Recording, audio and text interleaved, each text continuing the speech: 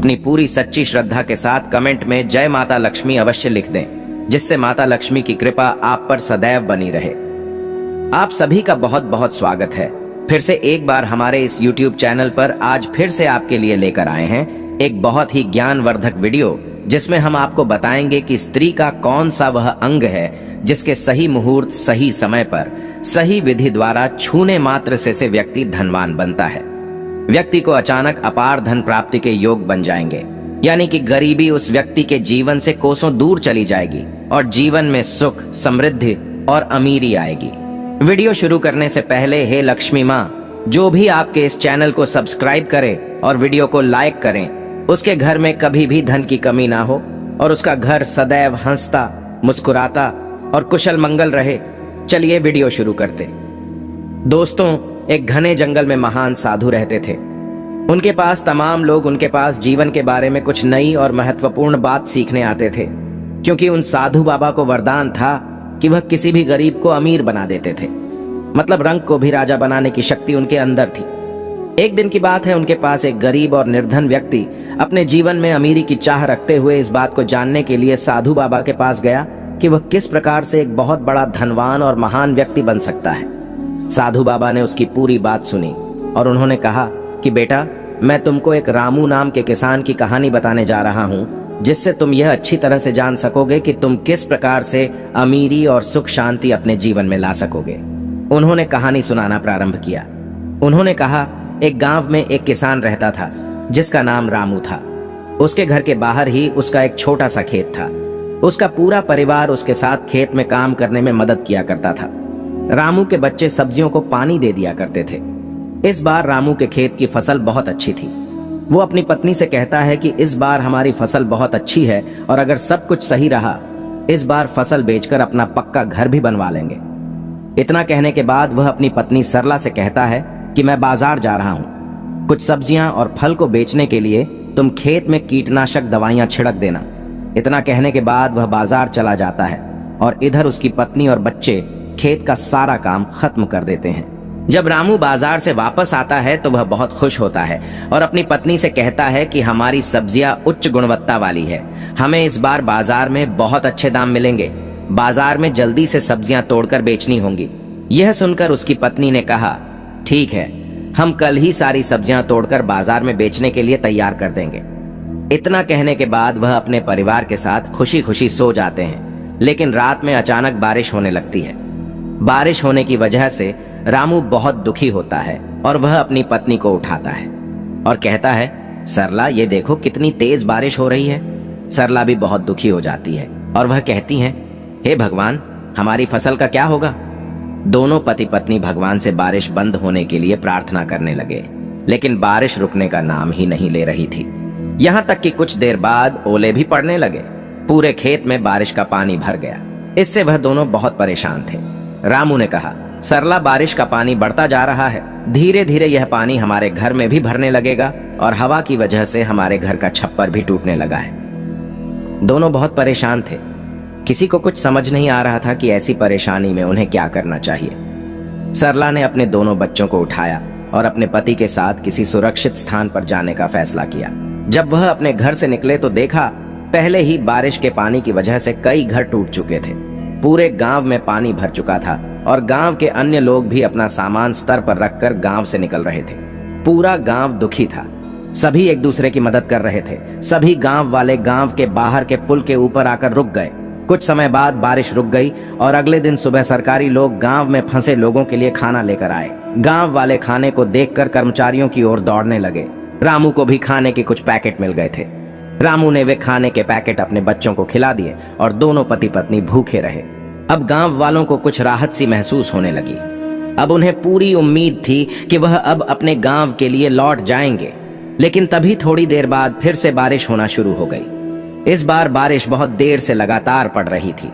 पानी बढ़ता जा रहा था, जिसकी वजह से गांव में राहतकर्ता भी खाना लेकर नहीं आए थे। इस बार रामू ने कहा कि इस बार हमारे गांव में सरकारी गाड़ियां खाना लेकर नहीं आएंगी। मैं खाना लेने के लिए गांव से बाहर जाता हूं।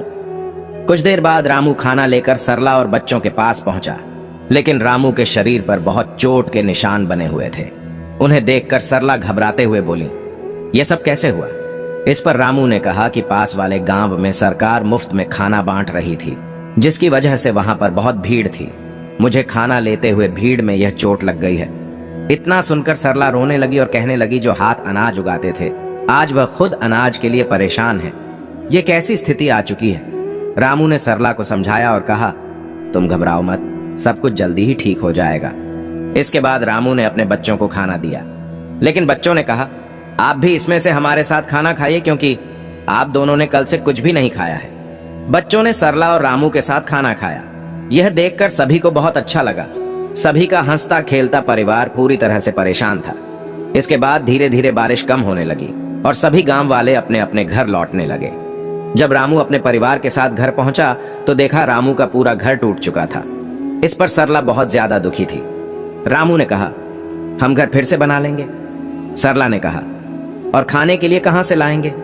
बच्चों ने कहा कि अभी भी कुछ सब्जियां खेत में बची हुई हैं, हम उनको तोड़ कर ले आते हैं। बच्चे सब्जियां तोड़ने में लग जाते हैं। रामू और सरला अपने घर को फिर से बनाने में लग जाते हैं। तभी उनमें से एक व्यक्ति अपने घर की ओर आता हुआ दिखाई देता है। वह बोलता है कि मैं सरकार की तरफ से आया हूं। मुझे यह देखना है कि आपका इस बारिश की आपदा में कितना नुकसान हुआ है, क्योंकि सरकार आपको आपके नुकसान का पूरा मुआवजा देगी और आपको एक पक्का घर भी बनाकर देगी। ऐसा सुनने के बाद सरला को बहुत अच्छा लगा। रामू और सरला ने अपने बारे में सारी इंफॉर्मेशन उस सरकारी व्यक्ति को दे दी। वह सारी जानकारी लेने के बाद वहां से चला गया। लेकिन एक बार फिर से रामू को यह नहीं पता था कि उसके साथ यह क्या होने जा रहा है। जो सरकारी व्यक्ति सरकारी बनकर आए थे, असल में वह लोग तो ठगी करने वाले थे। लोगों की असली जानकारी को लेकर उनके साथ ठगी कर लेते थे। और ऐसे ही रामू को भी इसके बारे में कुछ भी नहीं पता था कि उसकी संपत्ति और घर के साथ क्या होने वाला है। उसके परिवार के जीवन में फिर से एक बार बहुत बड़ा तूफान आ गया। उन ठगों ने रामू की पूरी जमीन जायदाद धोखे से ठगी करके लेकर चले गए। अब रामू को उसके ही घर से धक्के मारकर निकाल दिया गया। अब वो अपनी पत्नी सरला और अपने बच्चों के साथ उसी पुल के नीचे गया जहां पर बारिश के समय वह ठहरा हुआ था। पास के गांव में ही एक अमीर जमींदार रहता था। उसे अपने पैसों पर बड़ा घमंड था। जितने अधिक पैसे उसके पास थे उतना ही वह कंजूस भी था। अपने खेतों में काम करने वाले किसानों से वह खूब काम करवाता, मगर पगार कौड़ी भर भी देता ना था। मजबूर गरीब किसान मन मारकर उसके खेत में काम करते थे। रामू ने सोचा शायद उस जमींदार से कुछ मदद हो सके। बेचारा चारों तरफ से हारा थका उस जमींदार के पास पहुंचा। उसने जमींदार से अपनी सारी कहानी बताते हुए कुछ मदद की गुहार लगाई। जमींदार ने कुछ सोचा और उनसे उस रामू को थोड़ी सी जमीन काम करने के लिए दे दी। लेकिन जमींदार ने रामू से कहा, तुम्हें इस जमीन की कीमत 1 साल के अंदर ही चुकानी पड़ेगी, वरना तुम्हारे साथ कुछ भी बुरा हो सकता है। अब बेचारा रामू करता भी क्या? उसने जमींदार से कहा, ठीक है, जैसा आप चाहे, मैं आपसे वादा करता हूं कि मैं 1 साल के अंदर ही आपका सारा कर्ज चुका दूंगा। अब रामू उसी खेती बाड़ी में अपना और अपने परिवार का गुजारा चलाता था। रामू बड़ा मेहनती था। वह दिन भर अपने खेत में काम करता और अपनी मेहनत के दम पर इतनी फसल प्राप्त कर लेता कि अपने परिवार के लिए 2 वक्त की रोटी जुटा लेता था। अब उसने कड़ी मेहनत करके जमींदार से किए हुए वादे पर उसने 4 महीने में ही जमीन की सारी कीमत जमींदार को वापस कर दी। गांव के बाकी किसानों के पास रामू के मुकाबले अधिक जमीनें थीं। वे रामू की मेहनत देखकर हैरान होते थे कि कैसे इतनी सी जमीन से वह इतनी फसल उगा लेता है। 1 साल गांव में भयंकर सूखा पड़ा। बिना बारिश के खेत खलिहान सूखने लगे। गरीब किसानों के पास सिंचाई की कोई व्यवस्था न थी। वे सिंचाई के लिए बारिश पर ही निर्भर थे, इसलिए उनकी सारी फसल बर्बाद हो गई।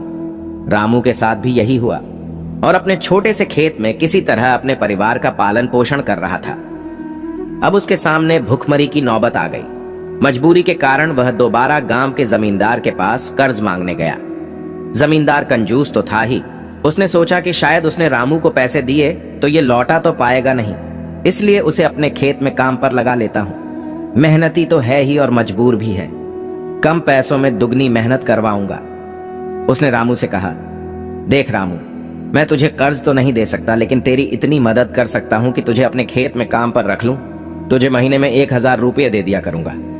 रामू ने कहा, पर मालिक, दूसरे किसान को तो 2000 रुपये मिलते हैं। तब जमींदार बोला, करना है तो कर, वरना मेरे पास किसानों की कमी नहीं है। मजबूर रामू क्या करता? हामी भरकर घर लौट आया। अगले दिन से जमींदार के खेत में काम करने लगा। मेहनती तो वह था ही, वह खूब मेहनत और लगन से काम करता। उसने 4 महीने का काम 2 महीने में ही कर दिया। यह देखकर जमींदार बहुत खुश हुआ, लेकिन इसके मन में मक्कारी जाग उठी। उसने सोचा कि 4 महीने का काम तो इसने 2 ही महीने में कर दिया, क्यों ना ऐसे काम से निकाल दूं, इससे मेरे तो 2 महीने के पैसे बच जाएंगे। उसने रामू को बुलाया और उसके 2 महीने के पैसे देकर कहा, रामू, ये ले तेरे पैसे, कल से मत आना, अब मुझे तेरी जरूरत नहीं है। यह सुनकर रामू परेशान हो गया। बड़ी मुश्किल से उसका घर चल रहा था, अब अपने परिवार का पालन पोषण कैसे करेगा। वह जमींदार के सामने गिड़गिड़ाने लगा कि उसे काम से ना निकाले, लेकिन जमींदार ने उसकी एक न सुनी और उसे काम से निकाल दिया। रामू आंखों में आंसू लेकर घर लौटा।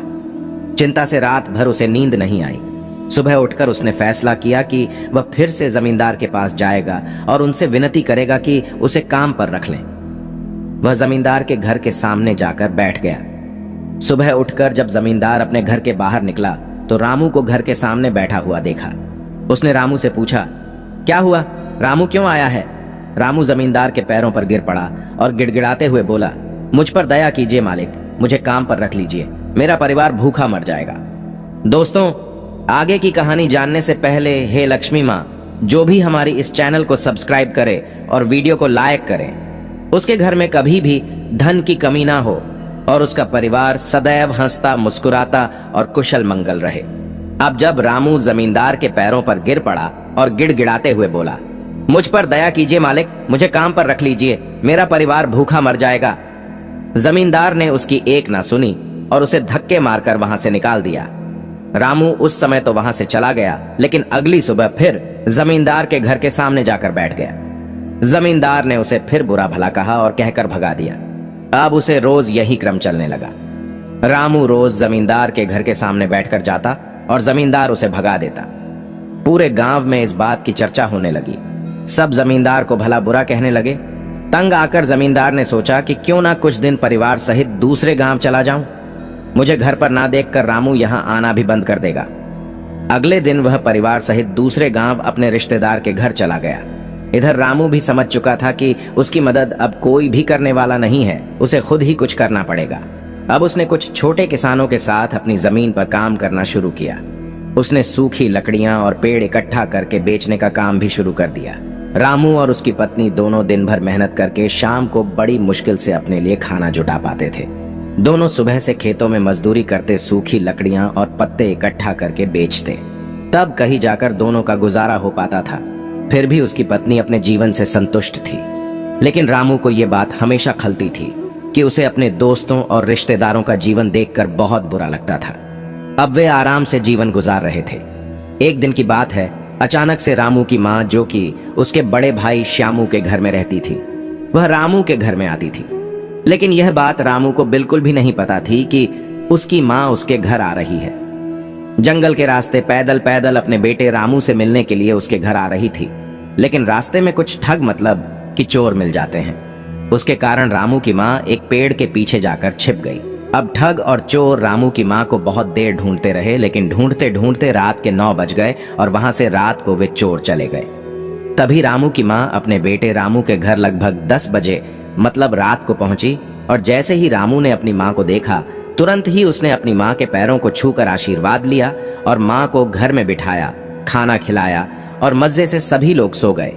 लेकिन रात में अचानक जब रामू अपनी पत्नी के साथ बिस्तर पर लेटा हुआ था, तभी जाने अनजाने में उसने अपनी पत्नी की कुछ अंगों को स्पर्श कर लिया। उसे इस बात का बिल्कुल भी अंदाजा नहीं था कि उसके जीवन में कल सुबह क्या होने वाला है। रामू सुबह उठकर अपनी माँ का आशीर्वाद लिया और अपनी पत्नी को प्यार से गाल में हाथ लगाते हुए अपने काम के लिए मतलब लकड़ियां काटने के लिए जंगल की ओर चला गया। अचानक रामू की किस्मत पलट गई।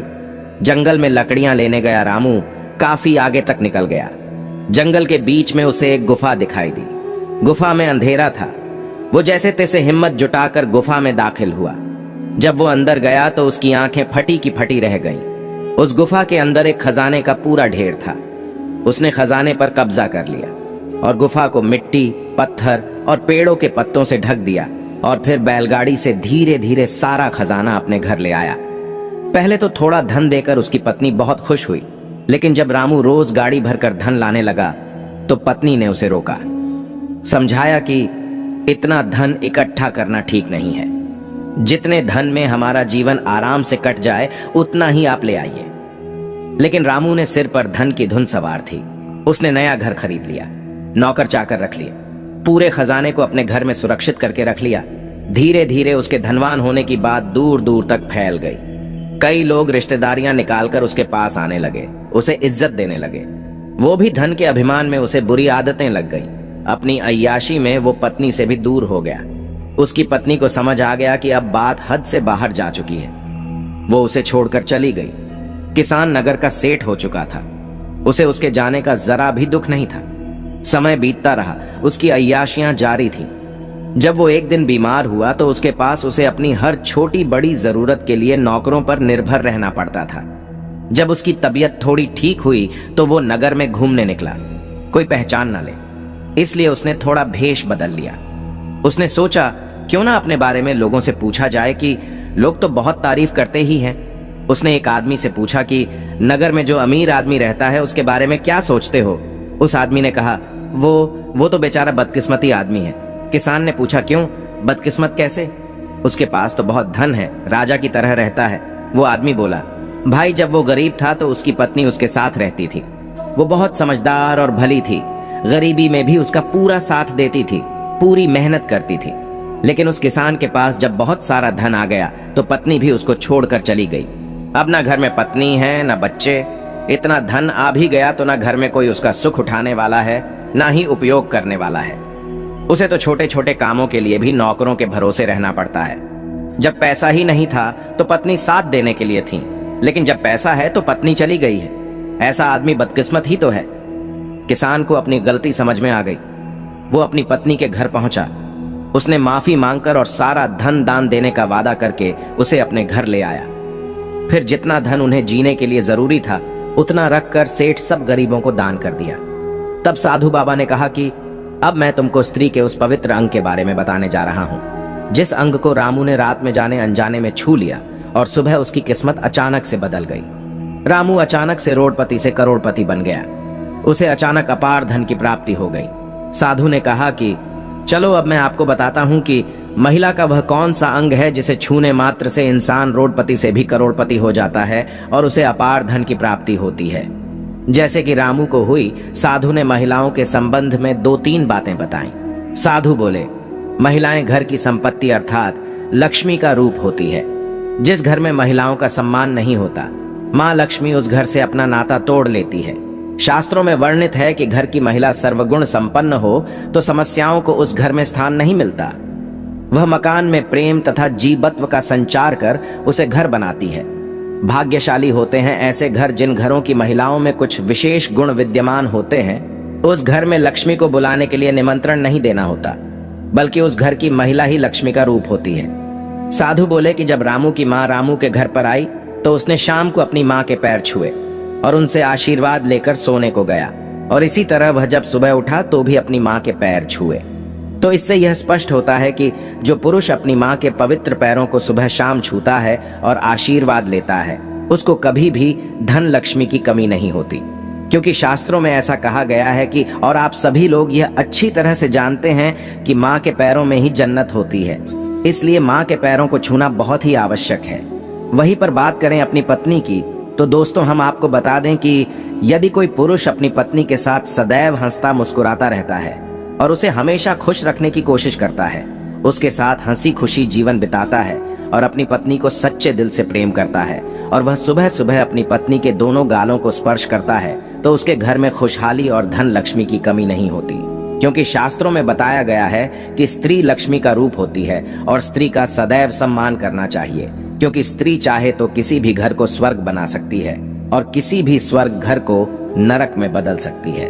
तो दोस्तों, यदि यह वीडियो बनाने में हमसे कोई गलती हुई हो तो हमें माफ कीजिएगा और चैनल को जरूर सब्सक्राइब कर लीजिएगा। मिलते हैं ऐसी ही ज्ञानवर्धक वीडियो के साथ। दोस्तों, कमेंट में जय मां लक्ष्मी लिखना ना भूले। धन्यवाद।